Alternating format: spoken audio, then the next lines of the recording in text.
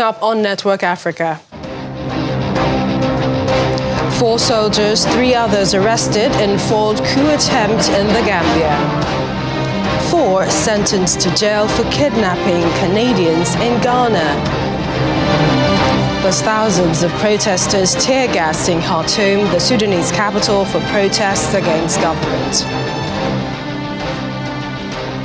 Hello and welcome to the program. I'm Millicent Walker in Lagos. We begin in Gambia, where the government has named a Navy officer in connection to a failed coup attempt, indicating he is the ringleader. A statement from the government says Lance Corporal Sana Fadara had been detained along with 3 other officers from the Navy, the Presidential Guard Battalion and military police. This comes after the government earlier said it has thwarted an attempt to stage a coup. However, 3 alleged accomplices are on the run after the attempt to overthrow President Adama Barrow, who won a 2nd term in elections last year.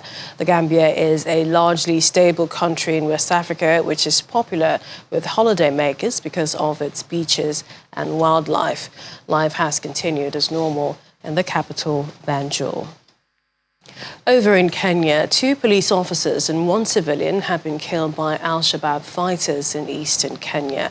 According to a statement from the police, the militant group attacked a police vehicle when it was traveling from Haile Lapset camp to Garissa town, around 120 kilometers from the Somali border.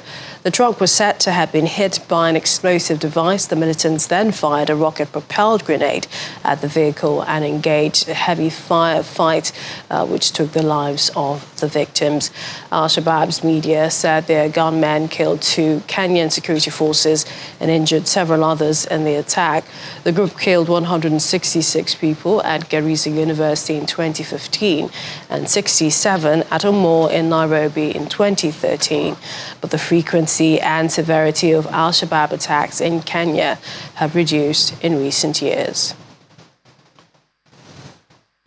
Staying with security, 4 men have each been sentenced to 10 years in prison in Ghana for kidnapping 2 Canadian volunteers in the West African country several years ago. The men were found guilty of conspiracy in kidnapping Lauren Tilley and Bailey Chite in June 2019.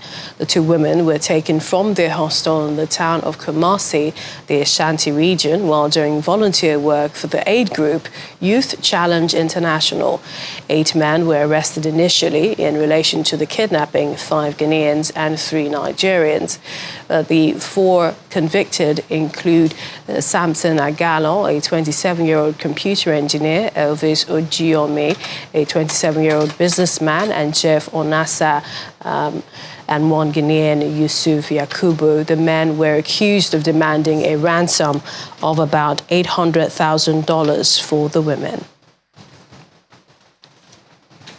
And thousands of protesters have faced tear gas and stun grenades by security forces as they march to the street in the Sudanese capital, Khartoum, calling for military leaders to be held accountable for the killing of civilians in the past. The demonstrations come as they mark the 4th anniversary of the uprising that overturned former Sudanese President Omar al-Bashir. Sudanese security forces used stun grenades and tear gas to disperse crowds of protesters rallying in Khartoum on the 4th anniversary of the uprising that toppled former leader Omar al-Bashir. The protests in the capital come 2 weeks after the military leaders, who staged a coup last year, signed an outline deal with political parties to relaunch a transition towards democratic elections with international support. Demonstrators who called for civilian rule and justice over deaths during past protests gathered in their largest numbers for several months, marching to within 1.5 kilometers of the presidential palace.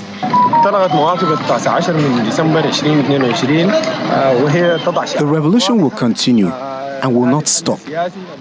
Our basic demand is to live a decent life in this country, and we will not give up our rights in any way.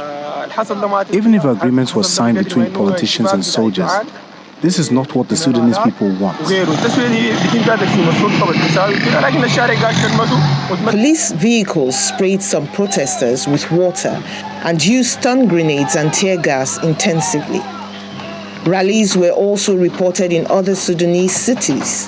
However, authorities have said that peaceful protests are allowed and that protest casualties will be investigated. The UN Special Representative for South Sudan, Nicholas Haysom, notes that there had been some noticeable progress in implementation of the revitalized peace agreement. Briefing Security Council on the Secretary General's latest 90-day report on South Sudan, Mr. Haysom said that the passage of essential bills and the ratification of the roadmap by the Transitional National Legislature Parliament is functioning again. He also said that the security situation in the Upper Nile state continues to be a particular concern. Since my last report, there's been some noticeable progress in the implementation of the revitalized peace agreement. With the passage of essential bills, such as the Constitution-making bill and the ratification of the roadmap by the National Legislature, Parliament is again functioning. The security situation in Upper Nile state continues to be a particular concern and has the potential to further deteriorate. Violence in the area has taken on an ethnic dimension, and I condemn the human rights violations and abuses that have included killings, conflict-related sexual violence, pillaging, and large-scale displacements. Thousands of civilians have fled towards the UNMISS temporary operating base at Kodok and to the protection of civilian site in Malakal, which is already congested beyond its capacity. We have warned that credible elections cannot take place in such an environment and that there will be consequences for those promoting this conflict. As much as climate change tends to get politicized, we who are experiencing its devastation and destruction consider it a reality that needs to be confronted with all the tools in our collective toolbox.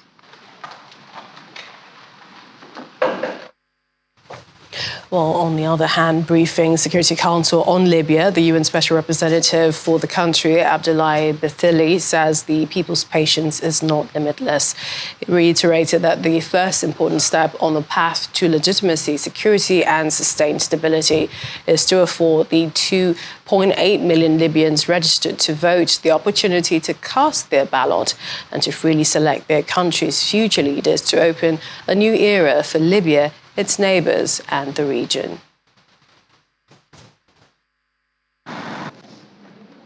The first important step on the path to legitimacy, security and sustained stability is to afford for 2.8 million Libyans registered to vote the opportunity to cast their ballot and to freely select their country's future leaders to open a new era for Libya, its neighbors, and the region. And head of the United Nations Support Mission in Libya to participate. We can already witness the signs of a partition with two parallel governments, separate security apparatus, a divided central bank, a decision by the House of Representatives to establish a constitutional court in Benghazi, in the east of the country, in the absence of an agreed constitution, and the growing discontent in all the region over the unequal allocation of huge revenue of oil and gas of the country. If the two institutions cannot reach an agreement swiftly, alternative mechanisms can and should be used to alleviate the suffering caused by outdated and an open-ended interim political arrangement. فإننا متفائلون وعلى ثقة كاملة في شعبنا نساء ورجالا وبالأخص. Well, staying with the United Nations, French Deputy Permanent Representative has said that the United Nations Organization Stabilization Mission in the Democratic Republic of Congo, MONUSCO, will focus its robust mandate on the protection of civilians, on the support for disarmament, reintegration of armed groups, and security sector reform, adding that it will also provide support for the general election in December 2023. She reiterated that France will continue its task of monitoring the situation of human rights, supporting the judicial system and the fight against impunity. The ambassador adds that France will continue to support the Democratic Republic of Congo on the road to peace. And it is the completed fourth review of the Extended Fund Facility, EFF, and Extended Credit Facility, ECF, arrangements with Kenya by the International Monetary Fund Executive Board, which is providing the country with access to about $447.9 million. The EFF and ECF arrangement approved on April 2nd, 2021, aims to support Kenya's program to address debt vulnerabilities and the authorities' response to the COVID-19 pandemic, the global shocks, and to enhance governance and broader economic reforms. Secured about $450 million today from the IMF to help the country remain resilient in the face of global shocks and drought. The IMF board's action includes about $215 million in additional low-cost financing, bringing the size of Kenya's IMF program to about $2.4 billion. The program is delivering results. Increased tax revenue and careful spending are stabilizing debt as a share of GDP well below levels originally projected. Kenya accomplished this because of strong commitment from the Ruto administration. Facing pending bills last year and unbudgeted spending from early this year, they took bold action. They fully phased out petrol subsidies, and they're finding cost savings to hold this year's deficit below the budgeted level. Challenges remain, though. Kenya still faces high global prices for food and fertilizer, and the US dollar has been very strong against most global currencies. In this difficult period, monetary policy and exchange rate flexibility have an increased role to play. Steps to revitalize the foreign exchange market are also important and will help support Kenya's foreign exchange reserves. The IMF review has also seen progress on governance. New details on the owners of firms that win government contracts are being posted on the public procurement website. More work still lies ahead, though, to strengthen Kenya's anti-money laundering framework and reform state-owned enterprises. The economy remains resilient in the face of global challenges, and the IMF welcomes our continued partnership with Kenya. Let's go to food security now. Somalia has been lingering on the brink of famine after a historic drought triggered by 5 consecutive poor rainy seasons, skyrocketing food prices. According to the Food and Agriculture Organization, FAO, humanitarian assistance needs to be both scaled up and sustained to prevent famine in the country. The prolonged drought conditions have left pastoral, agro-pastoral and farming communities unable to cope, and as their livelihoods collapse, many are leaving their homes, moving to already crowded displacement camps in towns to seek humanitarian assistance. The IPC report found that about 6.4 million Somalis are facing acute food insecurity in the coming months.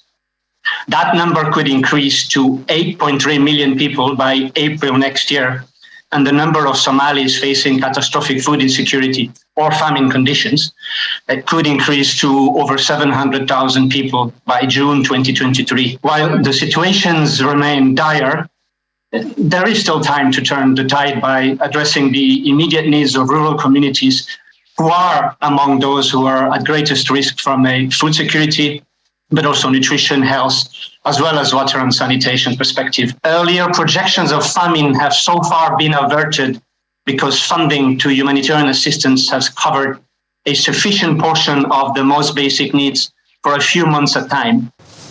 Still ahead on the program.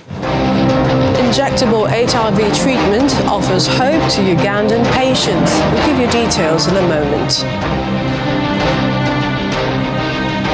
Welcome back. You're watching Network Africa, where we bring you stories from across the continent. We continue in Nigeria, where in response to the invitation by the Independent National Electoral Commission, INEC, the European Union has decided to deploy an EU election observation mission to observe the general election scheduled for the 25th of February and 11th of March 2023.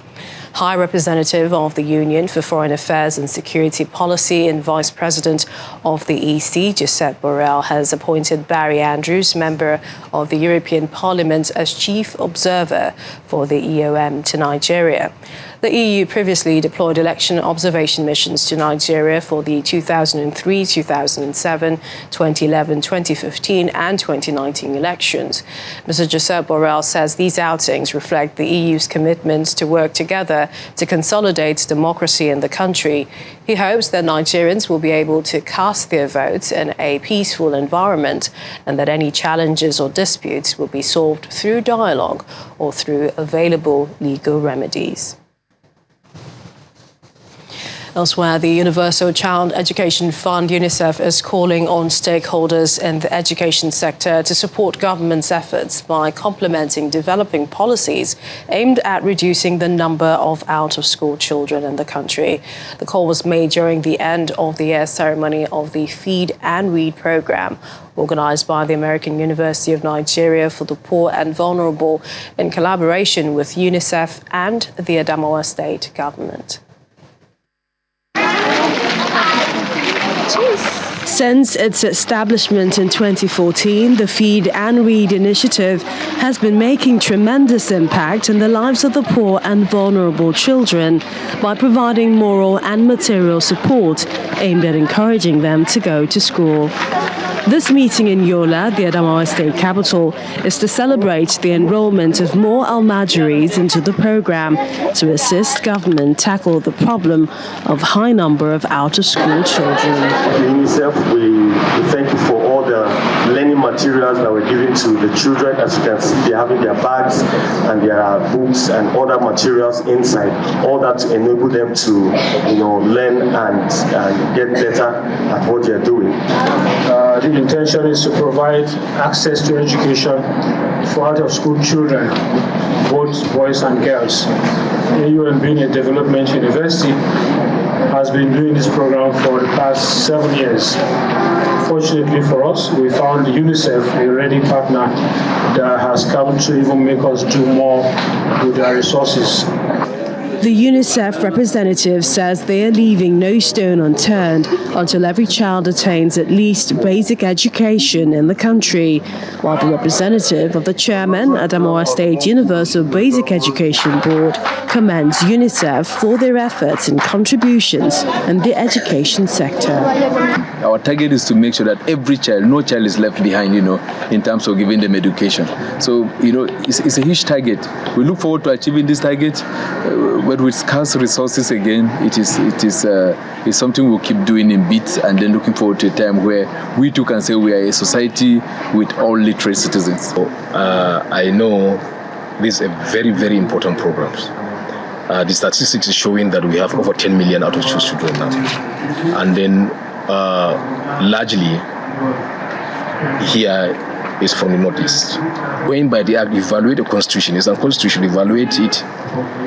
They say it, if you refuse to take your child to school, you will be sanctioned.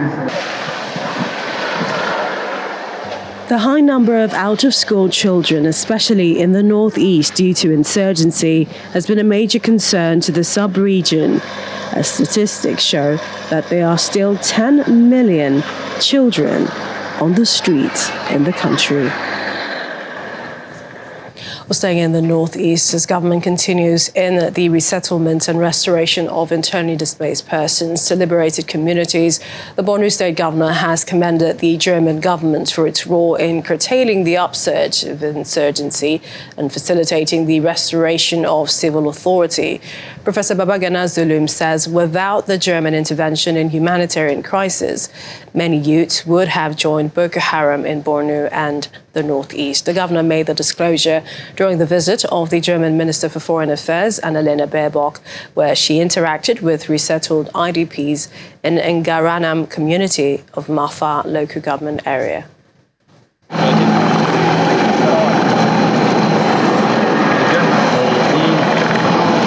It's the first visit of the German Minister of Foreign Affairs to northeast Nigeria, and the Borno State Governor and members of his cabinet gave her a grand reception at the Maiduguri International Airport.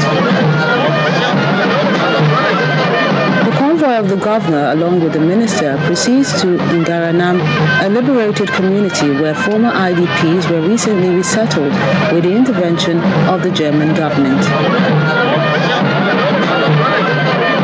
At Ngaranam, thousands of Cherry residents welcome their august visitor who interacts with the locals. It is important for us as European partners, as German partners, to support your peace and stabilization process here with a holistic approach, meaning working together with security, but also education, also supporting health and supporting police stations. The governor, Professor Babagana Zulum, addresses journalists on the visit of the German minister. The government of Germany has contributed a lot to our regional stabilization facility. Through the regional stabilization facility, we were able to build thousands of homes, classrooms, payment of teachers, motivation of teachers, provision of means of livelihood to the displaced communities in Borno State. And this has gone a long way in addressing the root causes of the insurgency, which are not limited to endemic poverty, pervasive illiteracy, social inequality, drug abuse, environmental degradation, climate change, among others. Before the arrival of the German official, the governor commissioned some building projects constructed by the Maiduguri Metropolitan Council chairman. And ever since Gerard Muwonge tested positive for HIV 8 years ago, keeping his viral load in check has meant carrying around vials of pills for his daily treatment regimen while dodging the stigma his condition could invite on him in Uganda. But he hopes that could soon change thanks to an injectable treatment that only needs to be taken once every 2 months. In October last year, about 200 patients in Uganda began a trial of a World Health Organization-approved injection containing the drugs Cap-LA and rilpivirine. Results are due in 2024. The treatment, developed by British drug maker GlaxoSmithKline, is the first non-pill option against HIV, and studies have shown it even outperforms the efficacy of oral pills. You have to take them every day. And if you're taking them at exactly 9 a.m., it should be that way until you die. Muwonge, who is not among the patients in the trial, says the new treatment option could reduce the stigma HIV patients suffer, particularly special populations. Many who have HIV have not confessed to friends, family members, and co-workers for fear of stigma and ostracism. The GSK treatment secured US approval late last year and was endorsed this year by the World Health Organization. GSK struck a deal in July to allow low-cost generic versions to be used in the developing world, but said the first generics will potentially only become available in 2026 because of regulatory requirements for manufacture and use. The ones that we are having are 2 monthly, okay? We give an injection for 2 months, and then you come every 2 months, okay? And then we do a number of tests on you to see whether or not you're doing well with the injectable ART. Of course, the others that are not participating still are continuing on the oral. But the good thing is that still, even those ones on the orals are taking very convenient regimens. 1 a day, maybe twice a day. So we have forgotten the other 5 pills twice a day, the 10 pills a day. Those ones are all long gone. In the interim, GSK says it is working on providing governments the regimen free of charge to run studies. Trials are also taking place in Kenya and South Africa. Dr. William Tamale, who is overseeing the trial in Uganda, where at least 1.4 million people live with HIV/AIDS, says the drugs show promise. And that's Network Africa at this time. Thank you for watching. I'm Millicent Walker.